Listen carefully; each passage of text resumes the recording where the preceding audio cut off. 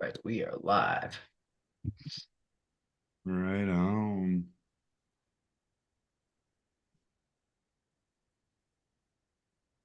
Oh, baby. Look at all those gaps on that chart. And nuts. Damn right, the Vikings look fire. 4-0. I'm pretty sure, we're on track to go 17-0.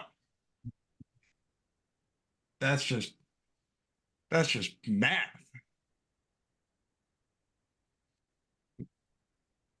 First take of the day, Brocco.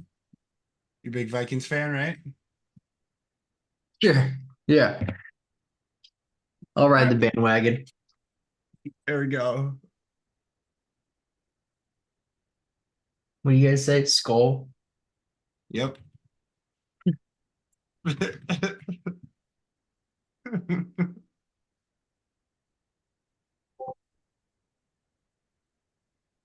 All right. Let's talk about some stocks, huh? Yeah, baby. Interesting little open we got here. Man, that Eli Lilly. Man, this looked so vulnerable the whole time.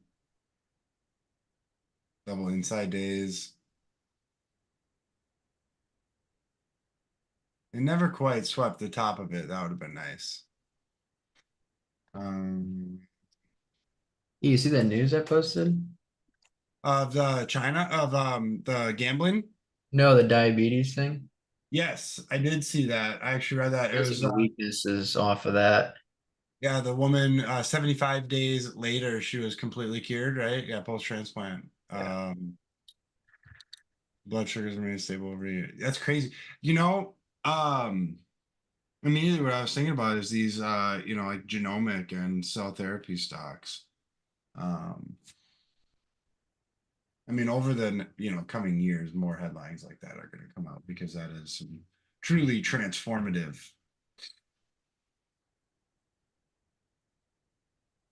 medicine. I'm no doctor. I may play one sometimes, but As Neo's going nuts.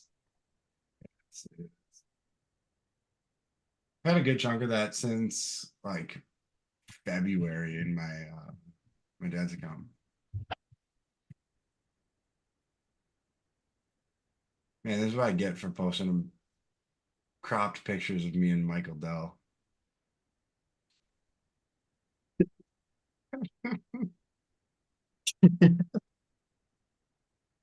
It's That's still what you good. get. Yeah, it'll still be in profit from entry still, but or at least break even. Well, people hopping in. Do you want to start us off, Rocco? Do you want me to start us off? What are you thinking? No, we gotta can't break the routine. You start us off here. Let's go do what we do, people. Hey, let's take a look at the market here. A couple things I do want to go over. I'm gonna skip all the big picture stuff. It was covered yesterday. I'm just gonna more talk right directly in the short term. Um, with a little bit of looking back to last week, specifically the last 3 days, we've seen the close. We've closed lower than the open the past three sessions, but each of those were on a slight gap up. Right, as you can see, this is right hollow candles. If you're not familiar with it, meaning if they're open, that means we opened at the lower part of the candle, right, and closed at the higher part. And if they're filled, that means we opened higher, right, and closed lower, and then green. Right? You guys get the picture. Um, Today we've got a slight gap down. It's actually not down as much as unnecessarily kind of expected. Looking at Nvidia down almost 3%. And most of the right semiconductor stocks down pretty decently. Let's look at like AVGO down 1%. TSM down 2.5%. So I would have expected maybe a little bit more index weakness, or at least spread out, contagion, so to speak. But not seeing that, which I think is positive. And I'm curious as to see how we react on this gap down. Do we drift lower, right, into the daily 9 EMA? There's still in my opinion, a significant amount of support below. I don't think there's any doubt that we've drifted pretty far. Certainly slowed down over the past 4 or 5 sessions, give or take, and had this wedging up action. You can really see it on the hourly, where it's slow grind starting to lose its steam. Right, bullish gaps are starting to get filled. We're starting to close lower than we open. So I think that's something to be mindful of, but I don't think it's something necessarily tilt our direction. I still think we lean on right in themes, individual stocks, sector, strength or weakness, relative strength or weakness, and kind of go forth that way. Again, I see a lot of supports down below, as long as we're maintaining over this 565 to 564 zone, previous all-time high from back here, right in July, retested again in August, and then held as confirmed right here on Friday 9/20. I think we're in the positives. Brocco, you covered a lot of really good things on Sunday scans yesterday, with us being starting to drift in a little bit of the top of the range in percent in terms of strength in stocks. But I think we also have to acknowledge that this means that there's strength in stocks, right? Percentage stocks above their 40-day moving average means that a lot of stocks are performing well. So I think you take that with kind of two-sided, that yes, maybe we should be aware of this, but also means that there's a lot of stocks that are strong. And I'm very curious as to how we respond to this gap down. QQQ, like I said, we've had kind of gapped up and faded a couple days in a row, back into this range here. As long as I'd really like us to hold this neckline area, pretty much above 480, give or take. But again, I don't think there's much to gather from the indexes personally, other than they're strong. They're above the moving averages. Pullback wouldn't be surprising, or in fact, it would be welcome still, in my opinion. And if and when that does happen, to be a buyer on relative strength, and to be on the lookout for that. IWM, this chart's extremely interesting. If we do get a strong close at some point in the first 2 days of the week, I think that would be great. I think if we do drift down here, forming a little bit of a like baby double bottom type look right here in the middle of the range, I think that could set us up for a really good daily chart trade, like a daily chart setup, where we kind of flagged out here, failed a little bit here, built out a nice little mini base within this, right, consolidation, and then got going here. That's essentially what I'm looking for on this. It's like my ideal scenario for this. I think you could have a good trade opportunity on IWM, and I'm curious as to how we close today. We're able to fill some of this bearish gap down a little bit over 0.5%. Holding the moving averages. But even if we drift down here, I want to see us hold last week's low 217.5, and kind of this range right here, from the FOMC price action, which we're still kind of trading in that range. Anywho, it's a little bit of the index. Looking at Bitcoin's a little bit weak this morning, down 2.5%, just coming back into range. VIX, got a little bit of a pop on Friday. I sent out that note last week, that I do think, potentially, whether you want to look at it as a hedge or a trade, getting some VIX exposure into November seems like a fairly reasonable idea, with October, possible like election crap and news headlines and stuff. Obviously very speculative. That's why I was kind of framing it as more of a portfolio hedge. Still don't think that's a terrible idea. Maybe if we fade off 17, come back in towards the 15s, I think that's still pretty reasonable. BLT, blah, blah, blah, blah, blah. TLT does possibly look good if you get the wedge pop through the 9 and the 20. Rocco, anything else you want me to cover in terms of the big picture stuff? Nope. All right. What's up, guys? It was a long weekend, and it's gonna be a fun week. I'm excited. Rocker, how are you feeling this morning? Okay, let me my thing's messing up here. Hold on. This thing's messing up here. Okay, there we go. Um, yeah, so it should be interesting today. We got the last day of the month, last day of quarter three. Um, maybe expect a little shenanigans maybe in the later part of the day. You never know. You always get some of those crazy wild moves into the close sometimes on like end of quarter rebalancing, whatever. But none of that really matters to us. Just something I'm being mindful of. I don't really see um much I plan on doing today. I'll cover the few names that I'm watching. I'm mostly kind of, if the indexes are going to stay weak, I want to see how some of the top names on my watch list kind of, act at support. And then got a few things that could potentially trigger today. But I personally think that there's a decent chance if we see some early weakness that we could get a recovery into the close. So 485 on the Qs is really, the spot I'm watching early in the week. Right into this 90 MA. This 485 has been a really big spot. So watching to see if this wants to hold the 90 MA in this 485 today. That'd be ideal. If we get a really strong close, that'll set us up hopefully for some continuation into Tuesday and the rest of the week. So as far as what I'm watching, so I was gonna watch this IONQ kind of, had this EP day on Friday with that big catalyst traded second highest volume day I think of all time.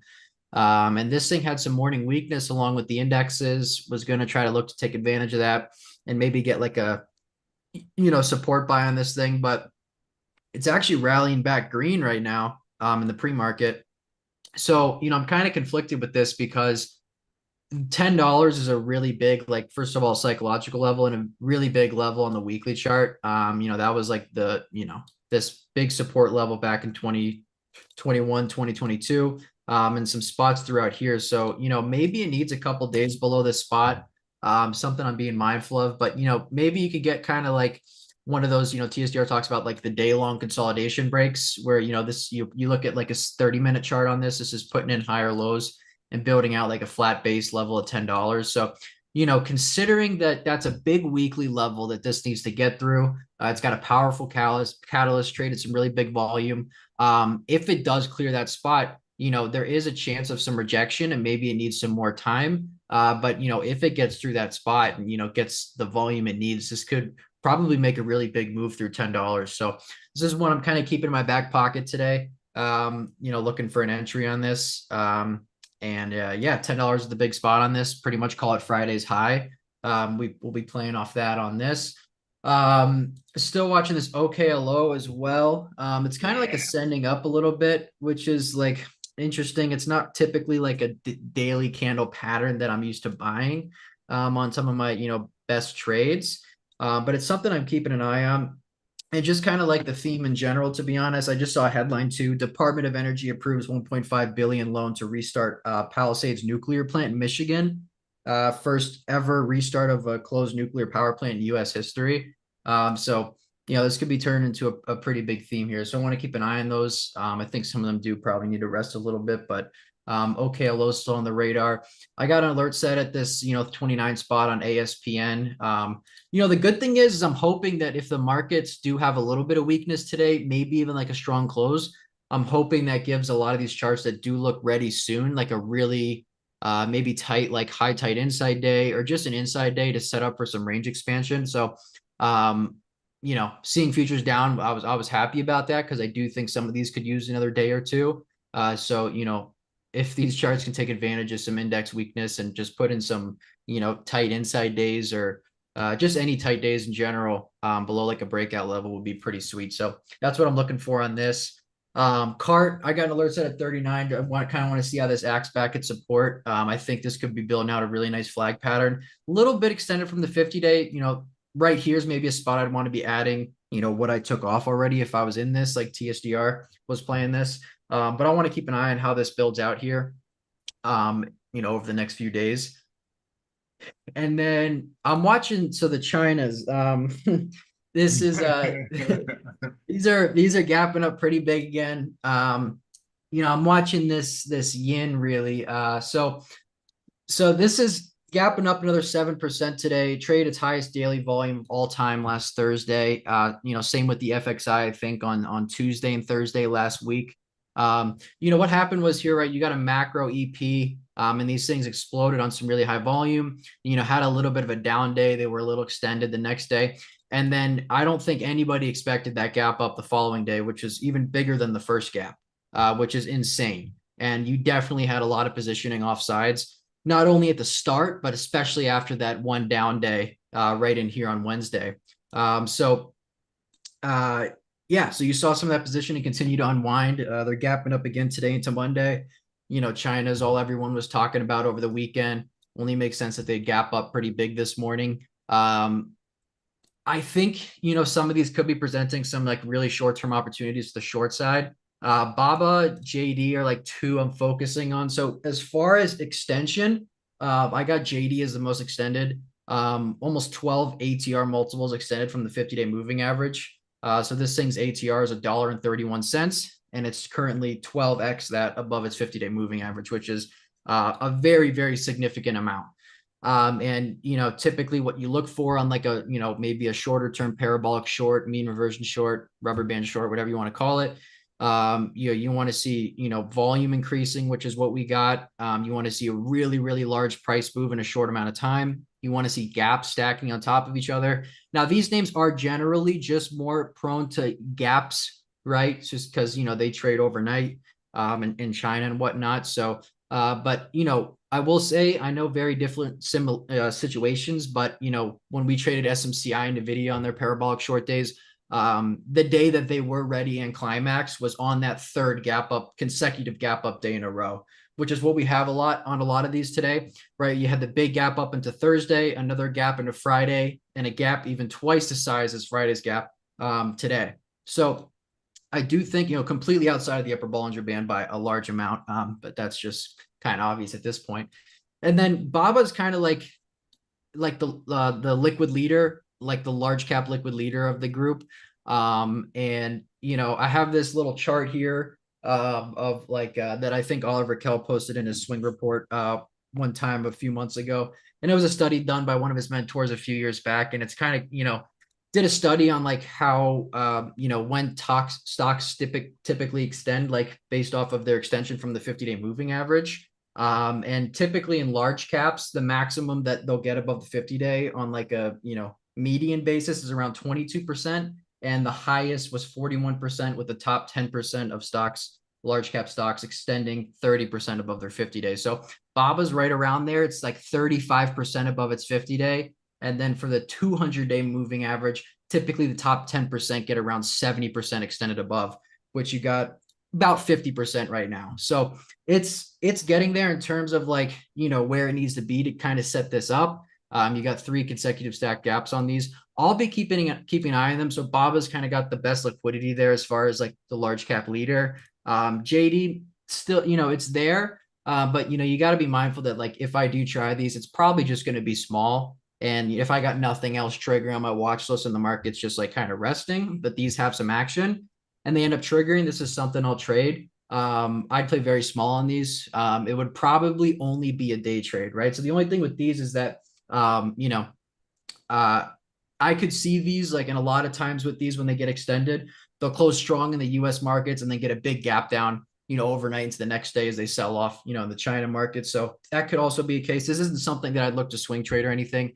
It would only be if they, trigger in the, during the US trading session. So I'll be watching these. You can play some Yang too. This could be just safer. I mean, options, obviously you can kind of just define your risk based off, the premium paid. So you can go small there, or you could trade this Yang. This is kind of just the opposite of the Yin 3X bear ETF. So, if this closes the gap, you can get 10-15% on a day trade on this on any given day. So I'll probably be watching the Yang and then Baba and JD for trades on these, but think they could be setting up some short-term opportunities. They're definitely too extended to be getting long up here. Been saying that for a few days, but it stays true.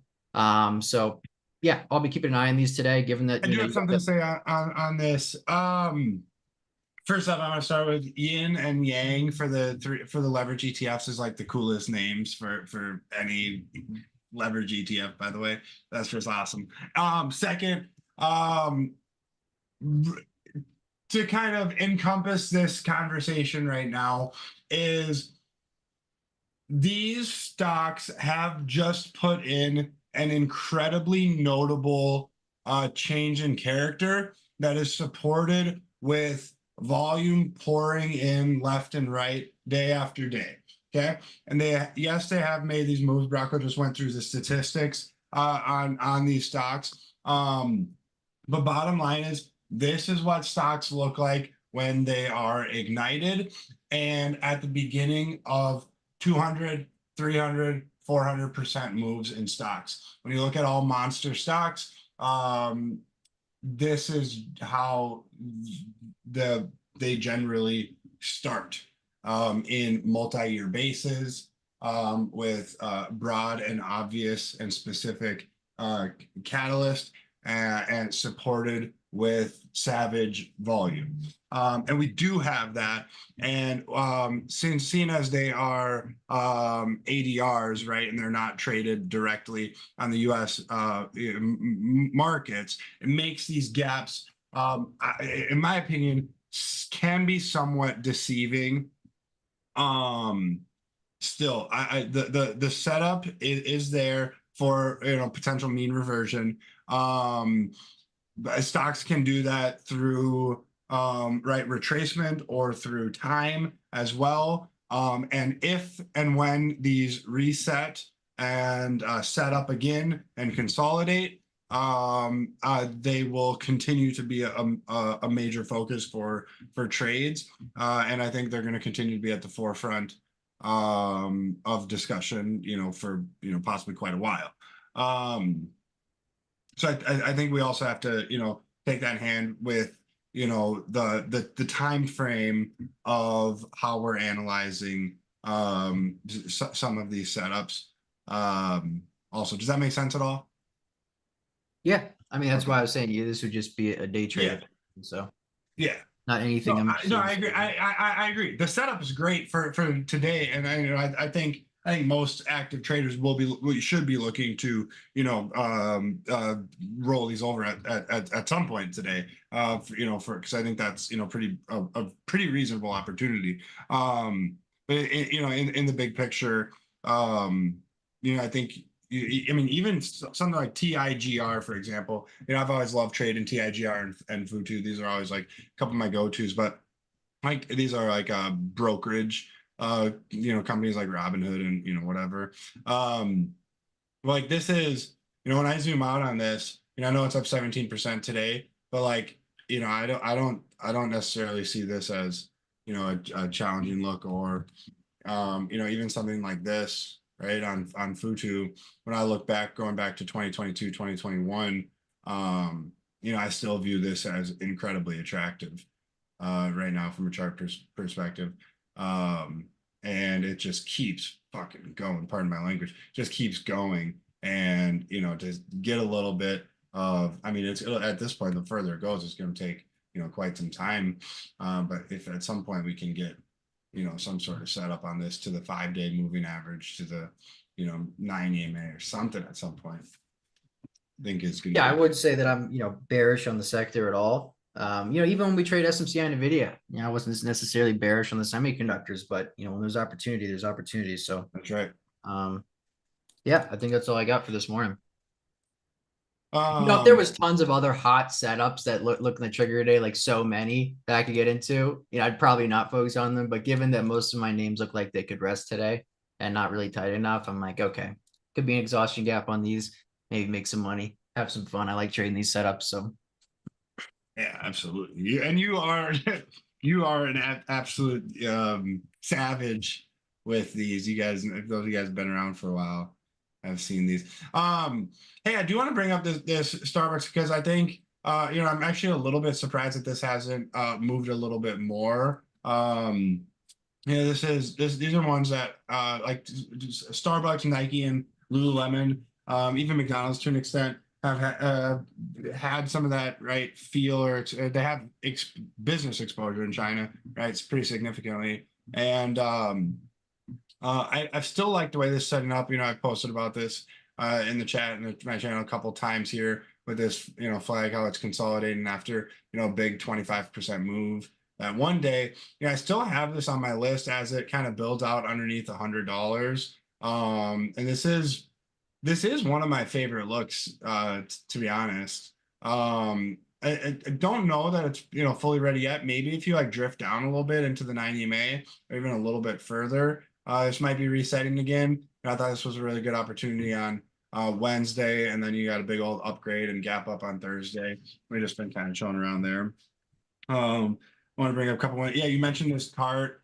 Still got this position from 35, and this is setting up to be a really for a really good ad or secondary trade for some people. If they don't have a position, to see this consolidate around the 90 May, get a little bit of rest on low volume.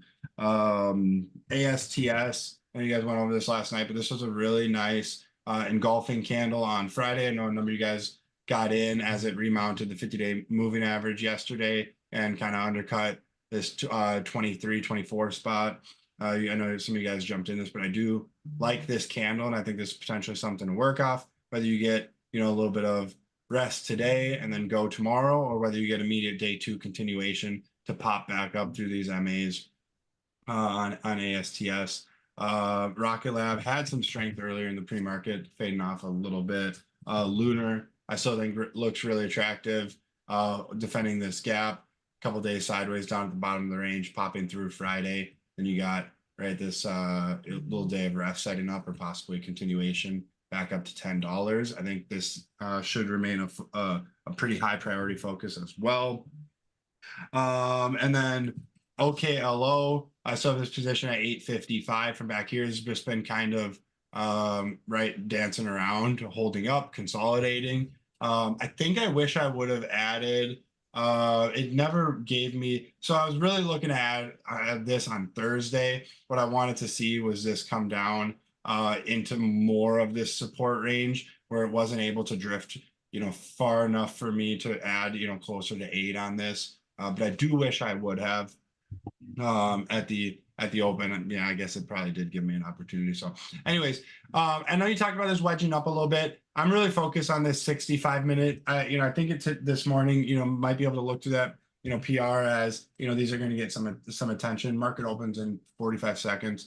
But over this 890 spot and $9, actually $8.86. I do think this 65-minute triggers for a trade up into the tens. And I still think that is a really good opportunity on this. And on the other side, if this does decide to drift down again back into this $8 range, I think that is a buying opportunity as well. A lot of these have been strong, LEU, right? CCJ, BWXT, and a number of these other uranium ones, NNE kind of faded on Friday, but SMR as well. All right, let's do it. OKLO is going to be my priority focus